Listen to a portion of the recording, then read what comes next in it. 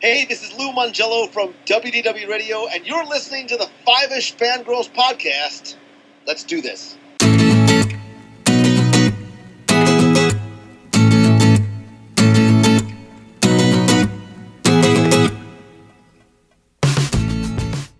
The tangents this week continue all the way to episode 123 of the Five-ish Fangirls podcast.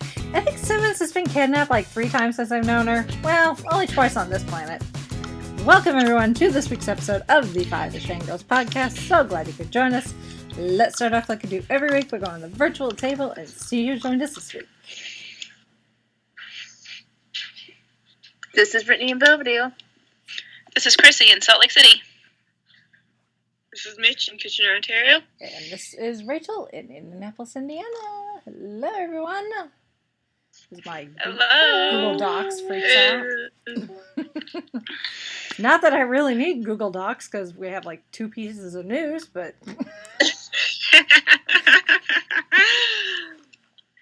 it's nice to have that little, yeah. I don't want to call it a cheat sheet, but it kind of is. It's a cheat sheet. I'll own up to it. It's a cheat sheet. I have a memory not quite as bad as Dory, but it's pretty darn close. So I need all the help I can. Notes are a good thing to have. Notes are very good to have. Anyway.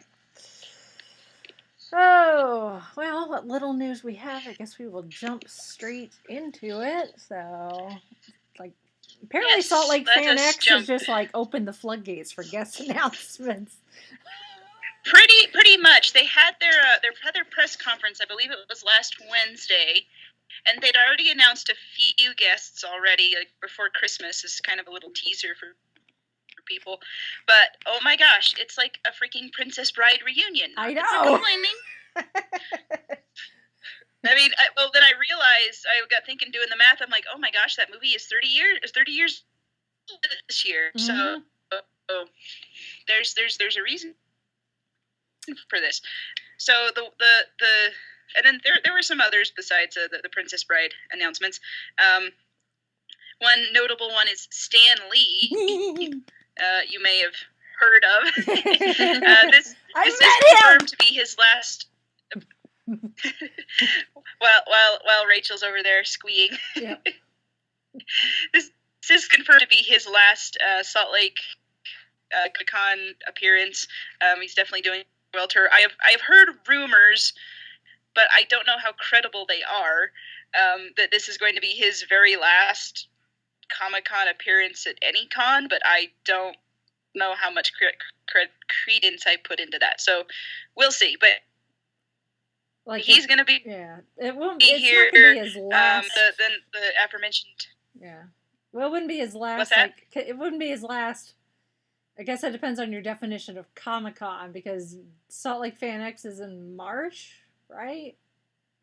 It's in March. March, Yeah. yeah. March 17th and 18th. He's going to be at C2E2, which is in Chicago, in April. So he's got a few, but he's definitely scaling way back. So They got him one more time before he is retired from the con circuit. So Stan Lee, woohoo! We're gonna once they announce what special panel packaging, whatever they're gonna do with him, we're gonna go from there and hopefully get to at least go to his panel. I would like that a lot.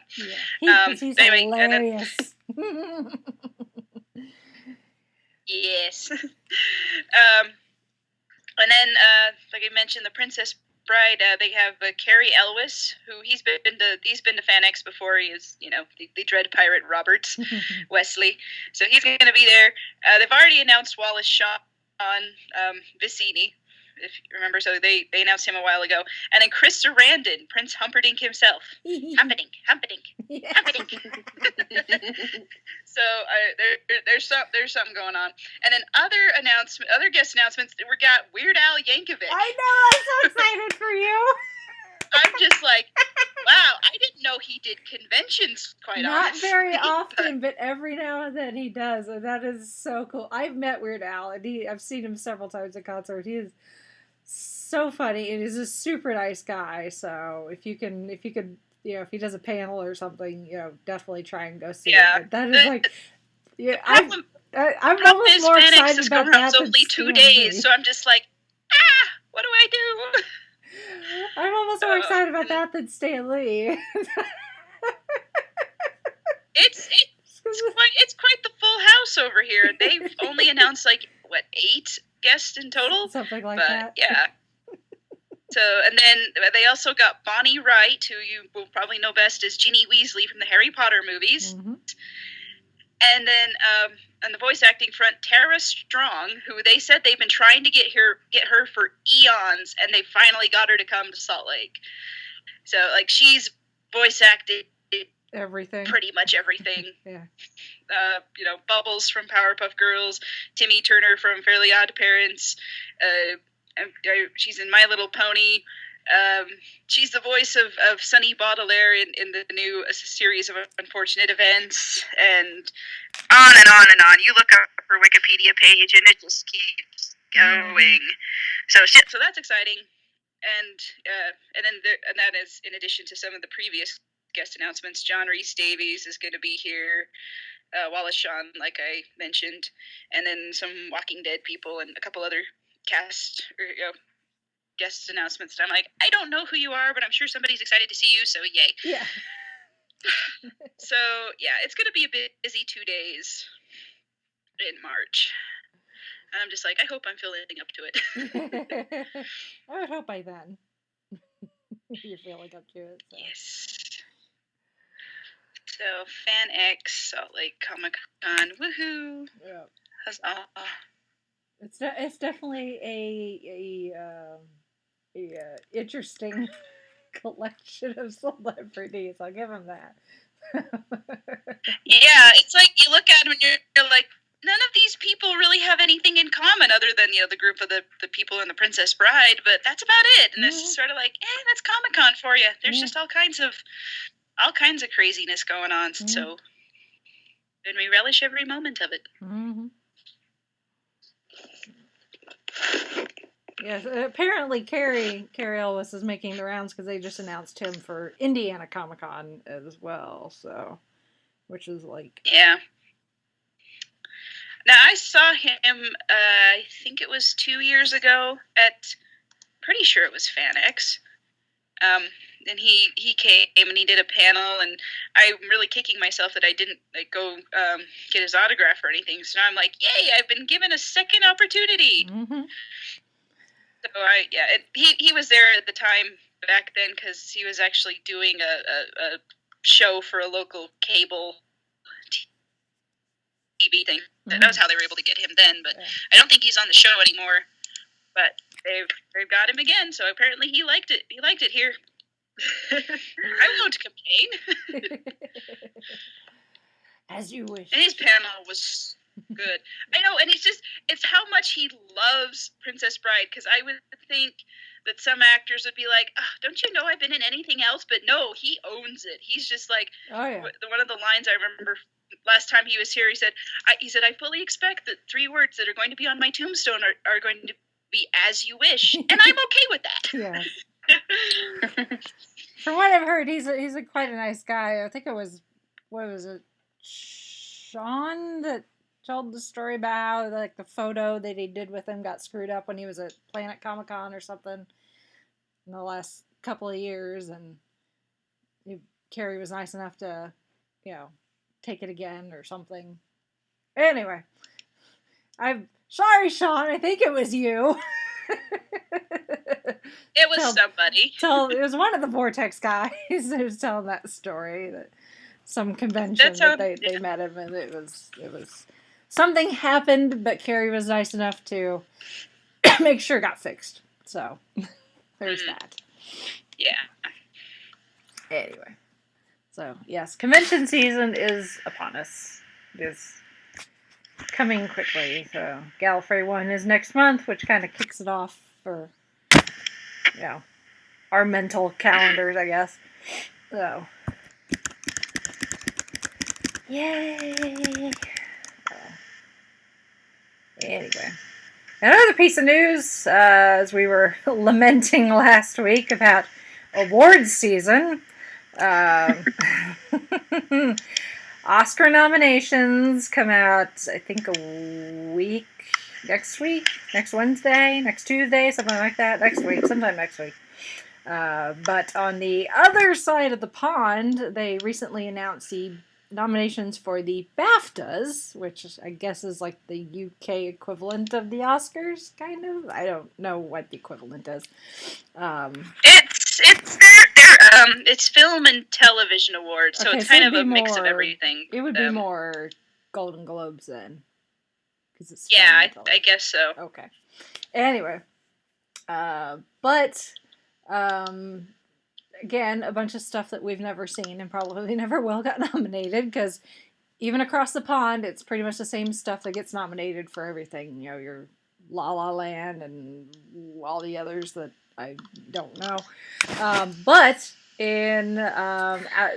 because it is British, they have a category strictly for outstanding British film, not just film in general, but British film. And Fantastic Beasts and Where to Find Them got nominated. And then in documentary, one that I actually just watched over Christmas break and totally loved because it's the Beatles. It's the Beatles 8 Days a Week, The Touring Years, which is a documentary done by Ron Howard, which is now out and available. And if you're a Beatles fan, you need to watch it. There's great video clips and interviews and photos that have never been seen before. Fresh interviews with Paul and Ringo, and obviously archived stuff with George and John and other people that have since passed on. But it's strictly talking about the years that they toured, which actually is a very short window of time in the Beatles' existence where they actually did tour. So it focuses on that specifically and their effect of touring on the places they visited and how touring affected them as a band. So if you're a Beatles fan, highly, highly recommend it. So it is available for purchase from the website to watch. So then an animated film, Finding Dory, Moana, and I got very confused because I thought this was a typo because the website says Zootropolis. It is Zootopia. Apparently they changed the name for the UK. But I was very confused when I looked that up and I saw it in the news and I was like, what the? Oh, yes they did that, didn't they? I was very confused. I'm like, is that a typo? No, they changed the name for the UK audience. So, but it is Zootopia. It's the same movie, just a slightly different name. So.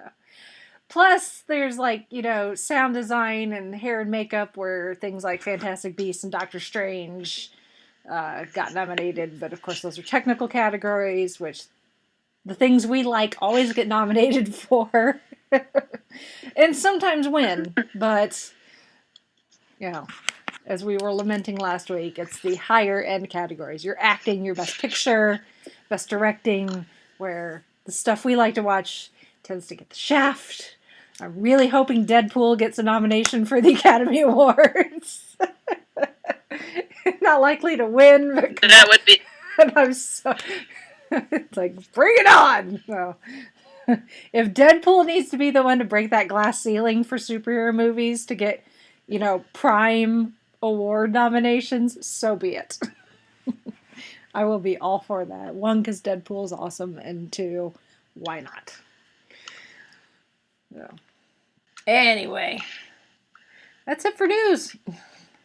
Like I said, it's been fairly quiet, which is probably a good thing. So everyone's busy going to awards and getting nominated for awards and getting ready for convention season, apparently. So yeah. We're kind of in that middle of the road. Stuff's happening. We're getting there. Yes, just not very fast, I guess. Yeah. Well, that being said, stuff is happening slowly but surely. In the past, since we last recorded, Agents of S.H.I.E.L.D. has come back, which will be what we are talking about this week. So, our advantage to Agents of S.H.I.E.L.D. being off for a month back in November, it comes back weeks before everything else on ABC. So, Usually they come back about the same time, but because of that hiatus, Agents of S.H.I.E.L.D. is back now. So, not that I'm complaining. It's all good. Because I needed something to watch. So, obviously, we talked about it with the winter finale. They left us with a god-awful cliffhanger that my jaw had just gotten off the floor, and then Sherlock came back, and now my jaw has been on the floor for the past 3 weeks, but that's not Agents of S.H.I.E.L.D.'s fault. That's the BBC's fault. So, second half of the season of Agents of S.H.I.E.L.D., the focus is going to be on life model decoys. Obviously, we had Ada in the first half of the season where, she helped with the Darkhold, ancient text, but apparently he got the best of her, and she's gone a little rogue, or so we think. And then they left us with that cliffhanger that Agent May had been replaced with a life model decoy. And we're all going, what? So we come back to this week, and Agent May is still replaced. But Agent May doesn't know she's been replaced. The difference between her and Ada is aware that she's an android. It knows that she's not human. Apparently, the programming in general for life model decoys has gotten good enough, though, that Ada could replace Agent May without the android May realizing that she's an android. Which I guess works if you're trying to trick everybody into thinking, oh yes, this is totally, really Agent May. And, if the android itself doesn't realize that it's a replacement. Mm-hmm. Yeah, that's not going to cause issues at all. Whatsoever. Not at all. No, not at all. So we kind of have two plots. The first half of the season, we had almost 3 storylines. We had the life model decoy, the thing with Ghost Rider, and then also Daisy and the Watchdogs and the Inhumans. And they kind of intersected, sort of. Obviously, Ghost Rider, he's disappeared. He may come back if they can find the money for it. That's exactly why they got rid of Ghost Rider, because as cool as the effect was, apparently they used every dollar they had for that effect in the first half of the season. So. Oh wow! which is why they did the life model decoy. Yep. Thing, because it's here, actor, actress, whoever, you're an android now. Have fun with that. Yes. But they don't have to worry about the flaming head or the flaming car or flaming chains. They don't have to worry about any flames. So the budget has gone down. So maybe need to throw Agents of S.H.I.E.L.D. a couple bucks. I don't know. So maybe Robbie will come back. We don't know. It's really just, I think it just depends. There's a possibility he may show up on Netflix, where the budget, I'm sure, is slightly different because of the shooting schedule, because they shoot everything pretty much at once. They may be able to bring him back. Plus, Netflix probably has more money to play with. Which that would be a good way to tie the Netflix stuff more into with Agents of S.H.I.E.L.D. in the movies, because the Netflix stuff is good, but so far, of what I've seen, it kind of exists in its own little bubble. They do mention, the Avengers and the Battle of New York and stuff like that, but it doesn't quite feel as connected to the rest. So I'm just kind of maybe. But either way, now we don't have Ghost Rider, so we have the life model decoys and the Watchdogs and the Inhumans. We saw Simmons in the first half of the season go and try and help this guy who's apparently been in Terrigenesis for months and hadn't come out of the cocoon, and she got him to eventually. And then she got taken off again. We find out that this guy is the senator who tried to blackmail the director. That's her brother, Senator Nadir. His name is Vijay, but he's Senator Nadir's brother. And we find out that their mother died in the Battle of New York. And that's why the senator has such hatred against Inhumans, is because she thinks the Chitauri somehow infected people. And that's where the Inhumans came from, which apparently she does not know anything about Inhumans. If she knew more, then she would realize Inhumans have been around for thousands of years. Way before the Chitauri ever invaded, so it's kind of interesting how this particular storyline is semi reflecting what's going on in real life right now, which is kind of the nature of comic books. Comic books have always been somewhat reflective of the current social and political structure of the time period that they were released. So. But we find out that their mother died in the Battle of New York, and he's completely released from the Terrigenesis, and he doesn't feel any different. He doesn't think it worked, but she is just so paranoid, I guess, and so resentful to people with powers that she turns the watchdogs on her own brother and almost has him shot.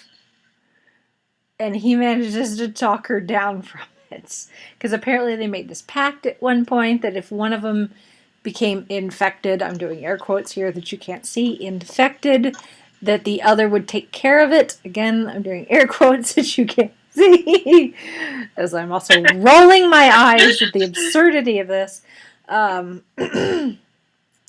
he manages to talk her down and the watchdogs down. But now we've got confirmation that she's actively working with the watchdogs.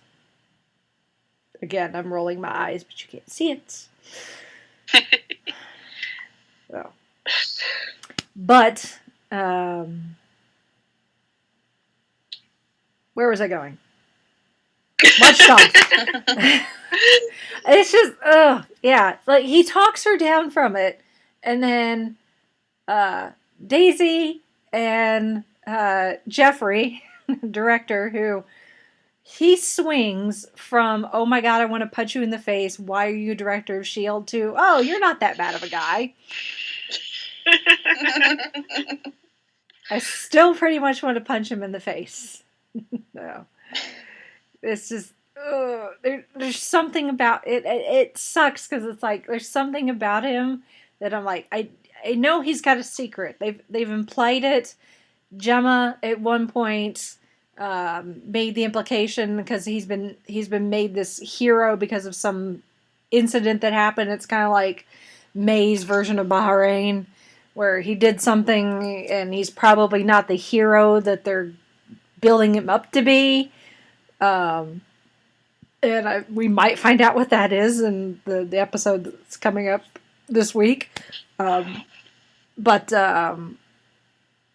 at the same time, it's like he's an Inhuman. He understands he understands at least somewhat where Daisy's coming from, as far as people potentially being afraid of these people with abilities.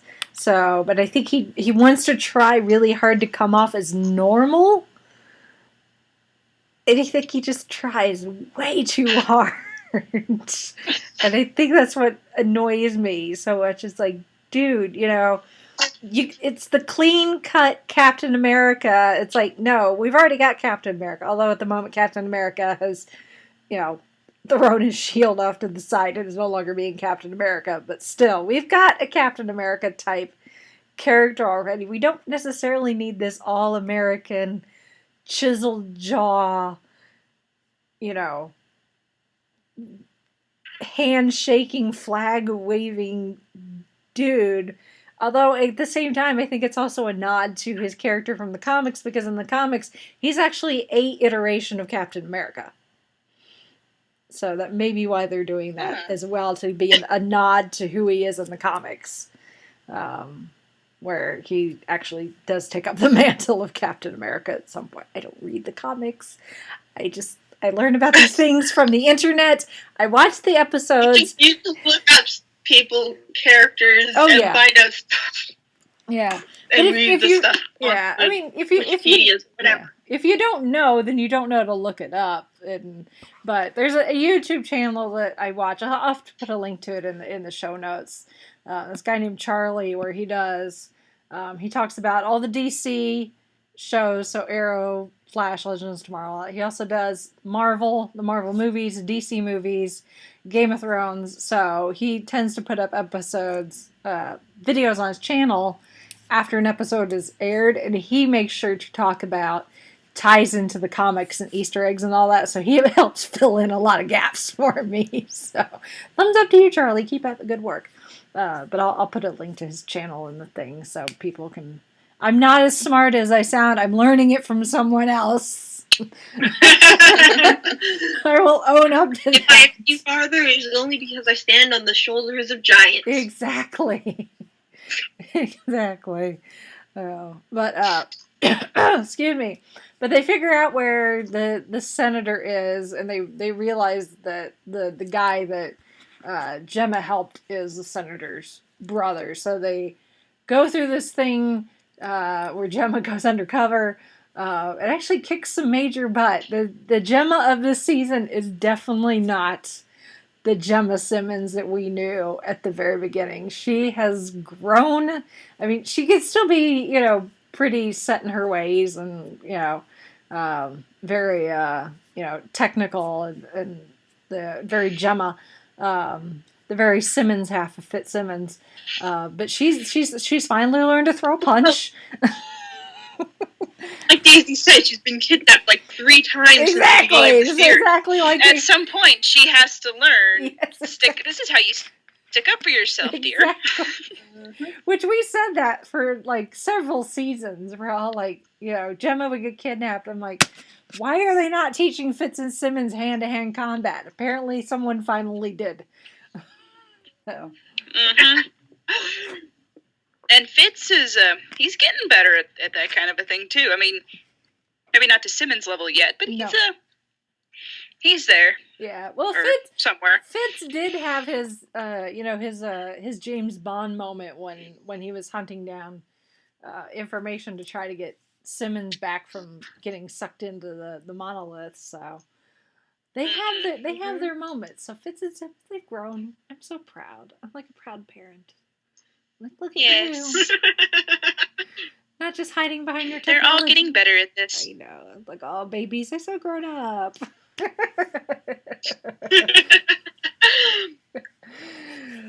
But, so they hunt down the house of the senator is at, and at the same time, the watchdogs decide that the senator doesn't know what she's talking about, not having them shoot her brother, and they decide to take matters in their own hands, and that's when the brothers' inhuman abilities make an appearance.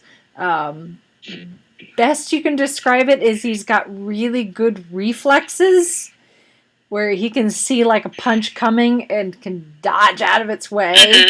I guess is the best way to describe it. So he actually is able to hold off the watchdogs to a point, but then of course Daisy and the director and Simmons show up, and they try to convince him. He recognizes Simmons from when he was in the cocoon, and almost has him convinced to go with them, to go with S.H.I.E.L.D., and Senator Nadir manages to like play the family card. She's like, "We're family. You gotta come with me." And I'm like, "Family? You almost had him shot like 5 minutes ago. That is not family."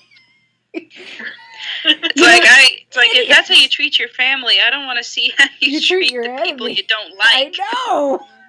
It's like, what is this? And then he goes with her, and I'm like, "Oh, you dummy! Why are you doing?" And of course, Gemma's all like, "Dang it!" I'm like, well, you tried, but you can't always convince everyone. And then they get in the helicopter with the watchdogs, And then the senator goes and shoots him herself. Yeah, I was just like, for real? Mm-hmm. Yeah. I was like, really? This? Why did you get in the helicopter with her? You dummy! But thankfully, not all is lost, because they make like the mafia and put a weight around his feet and dump him in the middle of the water somewhere, like the ocean or a giant lake or something. And he immediately goes into Terrigenesis again. So he's probably going to be coming back. Possibly. So, I mean, what would be the point of introducing his character otherwise? If they're just Exactly. Other than just to show how terrible this senator is. Like, well, what that kind too. of awful person. Yeah. But it's like... But this is a whole other level of inhuman that we haven't seen before. That's the thing. We've seen people go through Terrigenesis. We saw this happen with Daisy. We saw it happen to Andrew. We've seen it happen with other people, but this is, as far as we know, obviously we know it's the first time we've seen on Agents of S.H.I.E.L.D. someone go through Terrigenesis twice. Maybe the Terrigenesis thingy is sick of everybody killing off the Inhumans. Maybe all the time. That might be that his ability, whatever it is, allows for multiple Terrigenesises.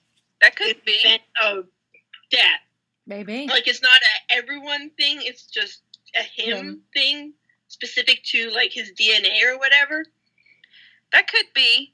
I was just thinking, like, we had Andrew, and we have this guy here, and kind of like all these super, or why do I keep calling them super mutants? All these Inhumans are, they're dead, and like everybody, like they keep dying, and I'm just kind of like, okay, some greater cosmos thing is probably really sick of this happening, because it's like, why are you killing all my Inhumans? Stop it!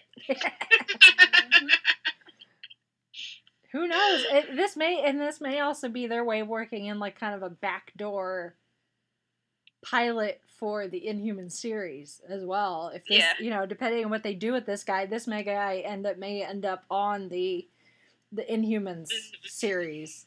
Yeah, I mean, he's a really great character. I really, I liked him a lot. He seems like a good person, and he's just like, he wants to, he just wants to live, and his sister's kind of being a not nice person. Not nice person. This is a family-friendly podcast. I can't say what I really want to say. Yes, you can. Non-family friendly blank. Yeah. Yes, and if you are a child, she's a poopy head. Yeah.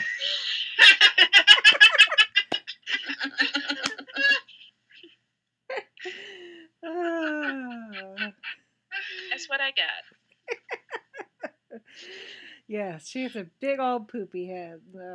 And apparently, even though she's working with the hot watchdog, there's still someone else in charge that's higher up in the watchdog food chain that we will likely see down the line in a later episode. So, but anyway, so there's our one storyline, and then we still have Ada, who has seemingly gone rogue and has apparently developed feelings. She feels regrets. She feels sadness, stuff. She started to feel stuff, and they think it's because she looked in the Darkhold that affected her programming and has made her, way smarter and closer to being, human, that sort of thing. So she gets onto the base, is going after the Darkhold because apparently this book is like drugs, and once you get hooked on it, you're like, I need it. I need more. And then we have this whole thing where Ada, she's not really doing anything unless someone attacks her.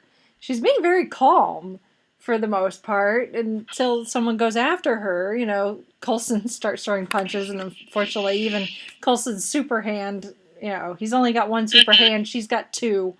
So he's slightly outmatched. And then May goes after her, but she's got the controls for the fake May, and she ends up cutting open the side of her head and doing something that allows her to use the LMD of May to spy. She becomes a walking camera, and of course May has no idea. She's got blood on the side of her head. She just thinks she got punched and broke skin, because the LMDs, they bleed, because when Radcliffe designed them, he put fake blood in them, so if they get shot or injured or something, it looks more realistic, even though they can't feel pain, supposedly. So, you know, we've got Ada on I say a rampage, but not really a rampage. It's not like the Terminator, but of course... It's a very calm rampage. Yes. Like, she's just kind of like, I don't want to do any of this, but you all are attacking me, and I have to defend myself, or something like that. It's kind of unnerving to watch, actually. A little bit. Because I'm just kind of like, why can't we all be friends? Yeah. But in the meantime, because we've got Ada going on this once rampage. she gets to Darkhold and she's trying to leave the base with it, she's like, I didn't hurt anybody. I didn't kill anybody. That's on purpose. I just want this. Yeah, she's like, I just want the book. I don't want to hurt anybody. Yeah, but we've got Mac. She's acting like it's the last Harry Potter book. I know. It's like, that's all I want. I just want to know what happened to Dumbledore. Yeah. But then we've got Mac, who is fully convinced that he is now in, like, the Terminator movie, or every bad B and C movie where robots go on the road movie ever. Him and Yo-Yo are just rattling off, and Mac keeps dropping names of, like, bad B movies where robots, and he's like, he tells Yo-Yo that someone needs to force Jeffrey Mace to watch all the Terminators, and Yo-Yo is all like, which one did she say? Even Salvation? He's like, well, he started it. He put it in me.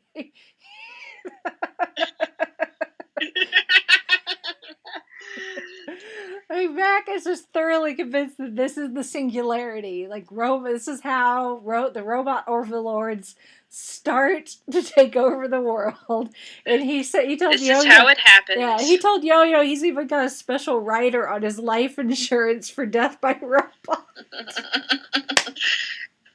So if he dies, his brother would be very well. Oh, Mac. Oh, God love Mac. He's such a good character. And of course Yo-Yo's like, you're so weird. Why am I, fraternizing with you? But she plays along. And actually Mac ends up taking out Ada before she gets out with the Darkhold with the shotgun axe. Because shotgun axe. He's got to use the shotgun end of it. In other episodes now, he gets to use the axe end of it. Cuts off her head. So the Darkhold is safe.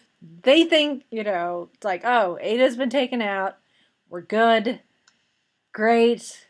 Everyone can breathe. We can focus on the watchdogs. And then we find out that Ada really didn't develop feelings. She was just programmed to act like she had feelings by Radcliffe. Radcliffe has been behind it the entire time. Oh, I'm so mad. Knew there was a reason why I didn't fully trust him. Oh, I know. Did he learn? Always a problem with reading the book. I know. He's thoroughly convinced if he can get his hands on the Darkhold that he has the key to immortality. So that's where we're going. But no, he's got another Ada already ready to go. He was Oh, behind that's not May. going to be suspicious Yeah, at all. No, he was behind May being replaced, so he knows that May, the May on base, is not the real May. And now they've got May not just slumped in a corner, passed out. Now they've got her tied up to some sort of contraption, which when she wakes up, she's not going to be happy. And based on the previews for the upcoming episode, she's really not happy. Of all the people to replace, May was probably the worst one because the real May is going to have his head. This was not a wise choice. No. Back away slowly. No, not at all. Yeah, but he's got Ada to protect him. Yeah, it's still Agent May. Yeah. It's like, Well, I mean, I guess if anyone could take on a life model decoy, it would be Agent May. yes. Yeah, there's still a pretty strong betting pool going here. Oh yeah. Like, give me pretty much any matchup. I would probably put my money on Agent May. just because it's Melinda. What about life model decoy May versus May? Oh. Well, wait, haven't we? No, we haven't had that. That was oh. No, that was the the Hydra agent. The Hydra agent. Okay, yeah, I was like, didn't we have that? No, that was no. She was just wearing her face. That's right. Okay, continue. I was like, what, Agent 33? Yeah. Yeah. With the mask thing. Yeah. Well, so we have had May fighting May. So I guess we're probably going to get May fighting May again. Would be my guess. Probably. You know, it's been several seasons, so we're due. Life model decoy of May. They've been very clear that there's two Mays. Yes. At some point, they're probably gonna fight. Yeah. Yeah. It's kind of up there with, you know, the Ghost Rider car and Lola. Like, they had to have them racing each other at some point. You just kind of have to. I worry a little bit because we had May versus the Hydra agent that looked like May. I'm just kind of like, is that a little too much, or maybe that's when they had really high ratings and they're like, let's do that again. I don't know. They don't know. The thing is, if we, you know, May versus Agent 33 is, even though Agent 33 is wearing May's face, she's her own person and therefore has her own fighting style and everything.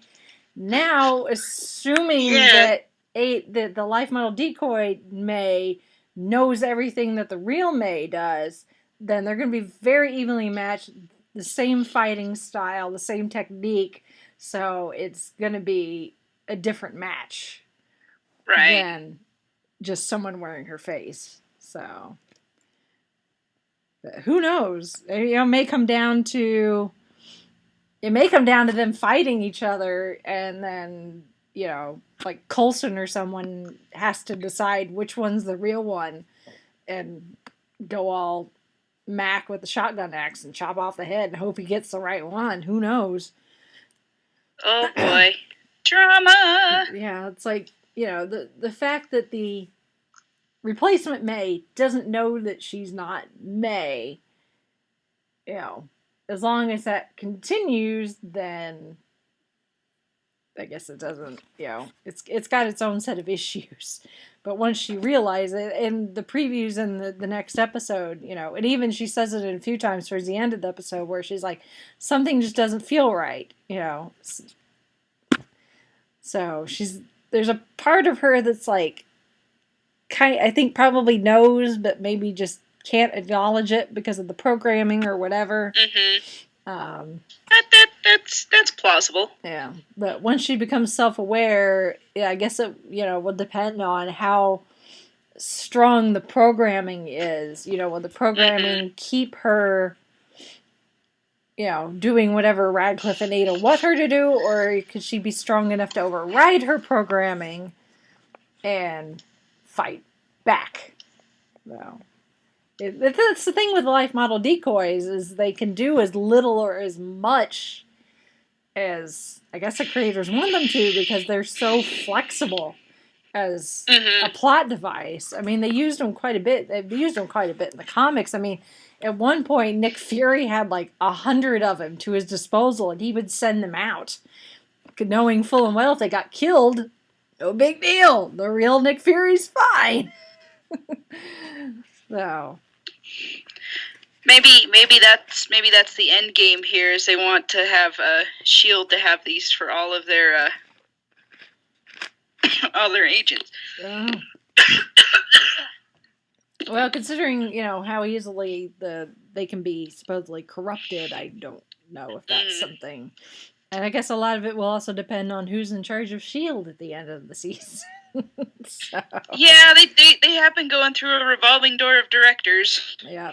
Well, because the preview for the episode this week, we're going to see Talbot return.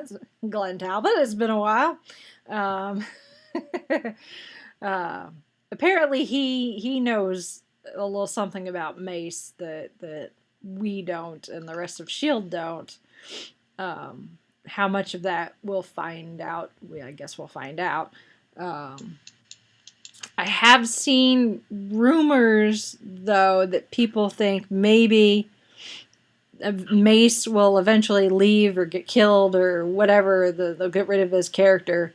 And they will need a new director of S.H.I.E.L.D. and possibly Daisy could become director of S.H.I.E.L.D. Which that could work. Could be interesting.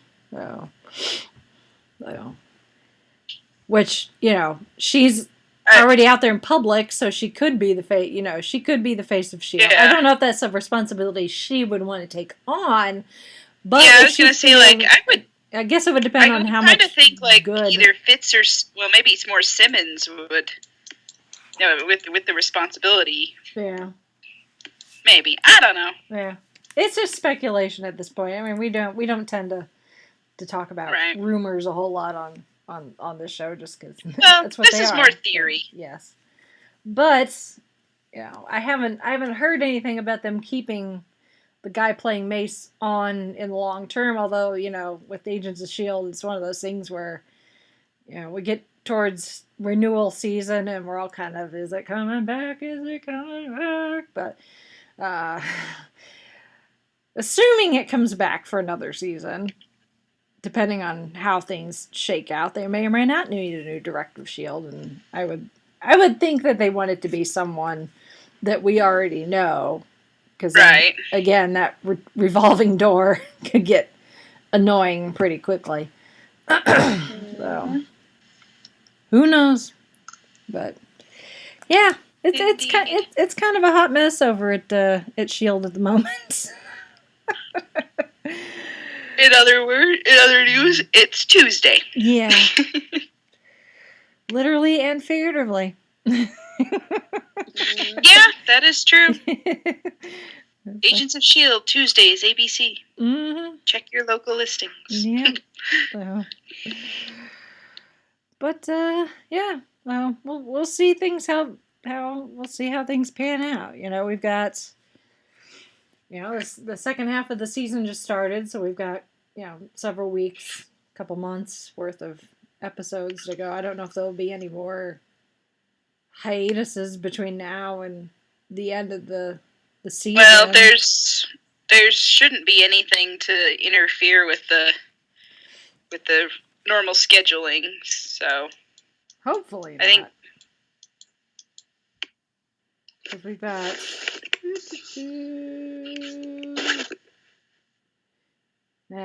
Wikipedia only goes through middle of February, so so Wikipedia is not much help. So no, take it but week by week. I think the reason for that November long election hiatus, I think, was because the election was going on, and for some reason the elections always have to happen on a Tuesday. Yeah. But anyway, that's neither here nor there. Yeah. No. We'll see, but I mean, either way, the season will end before another Marvel movie gets released. So, I doubt we'll see. Yeah, I don't have to worry about anything. Continuity or tie-ins or anything. Although, depends on how you want to take what they were implying in the episode at the beginning when they were talking about taking it and putting it someplace safe. And Radcliffe, I think, said something about, someone that knows magic or anything. And Coulson just gives him this look and... It's like, are we talking about Doctor Strange? Or are we talking about someone else, maybe? Who are we talking about here? Of course, they never say, Who could it be? Who could it be? Who would know anything about magic, especially magic books in the Marvel Universe? Yes. It's like, well, we've got that doctor. Although Thor... That's true. Yeah, Doctor Strange... Thor kind of has a little bit, although it's not strictly magic, but it's a little bit. Yeah. Thor likes to call it science that hasn't been explained yet. Yes. So who knows? Considering the Marvel folks like to pop up when least expected, you just never know. So. Benedict Cumberbatch has been very busy. Who knows what he's been doing? We could only hope. Yeah, we have no idea. Oh, that would be funny. Oh, yeah. All the Sherlock fans are like, "What's he doing on Agents of S.H.I.E.L.D.?" Like, Well, he was already wearing the costume, and we just walked him over from studio whatever, and it's fine. Yeah. He was already filming Thor, and it's like they were having a coffee break, and next thing you know, boom. It'll probably not happen. Minutes later, Sherlock or Benedict is showing up in Agents of S.H.I.E.L.D. We can only hope. Oh boy. Oh my gosh, Tumblr would explode. Oh yeah. I would fear for the sanity of the folks over there. Yeah. Oh wow. Oh boy. Agents of S.H.I.E.L.D. So many possibilities. Well, it's a good thing and it's a bad thing. I know we've talked about this when we've talked about Marvel, ad nauseum. And if you, dear listener, would like to discuss, go ahead. No, I was just saying, we go listen to our other Marvel related stuff where we, tangent about Marvel and continuity. We rehash everything. Pretty much everything. So I'm not going to be a broken record here. Yep. Just try not to be. Yep. Well, we try.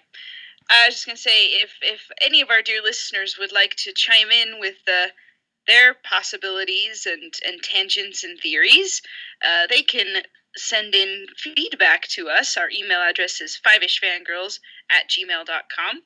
And you can also contact us through our email address and through our website, which is the5ishfangirls.com. And you can find us on Facebook and Twitter and Tumblr, and we have a Pinterest board, and we're on Instagram. We have a lot of stuff going on over there, and we've gotten comments over there that we've read out on the podcast, so that's definitely a place to get in touch with us. And we're on iTunes. You can download us there. You can get us from Stitcher Radio and also on the Google Play Store. And also on our website, we have several ways that if you feel like you would like to monetarily support us, because podcasts cost money to put up, who knew? You can donate through our Patreon account or Patreon page, and we have several people who do that on a regular basis, and we're always appreciative of what they send us, because you guys rock. And I wish I could give you all high fives in person. So consider this me giving you high fives through the internet. I'm gesturing. And then also you can't see it. What's that? So I'm gesturing high five. You just can't see it. Yes, I'm doing the same thing. High fives all around. And if so, you can support us that way. You can also support us through our Amazon store. We have a link to that on our website. If you go to Amazon through that link, anything, you buy anything, doesn't matter what it is. It could be socks. It could be that Blu-ray box set you've been eyeing for. I don't know what big things come out on a big Blu-ray box set. Whatever it is, whatever you want to buy through Amazon, you can go to our website, go to our Amazon store, and Amazon gives us a little cut of that. You don't pay anything extra. You get your shopping done, and we get a little something to help continue supporting the podcast. So plenty of ways to support and interact with us, and we love hearing from you guys. So drop us a line. Even if it's just a, hey, you're awesome, or even if it's just a, hey, you suck, well, we take that under consideration. But no, you guys our listeners are fantastic. We love you all. Mm-hmm. High fives, like I said. Yep. Awesome sauce. Alrighty then. Well, I guess with that, we shall sign off for this week. This is Brittany and Douglas saying goodnight. This is Chrissy in Salt Lake City saying goodnight. This is Mitch saying goodnight from Kitchener, Ontario. And this is Rachel in Indianapolis, Indiana. Oh, brag. This is trouble. It's gonna be. Oh dear.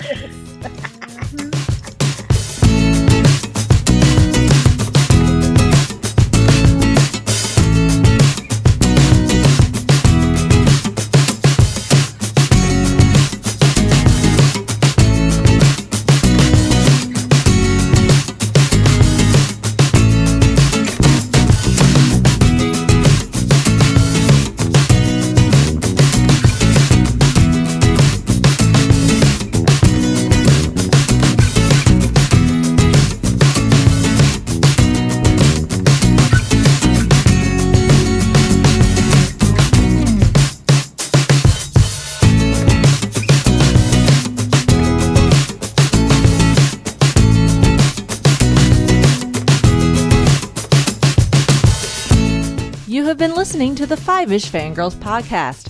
Any and all movies, books, games, and other forms of media mentioned are owned and operated by the respective copyright holders.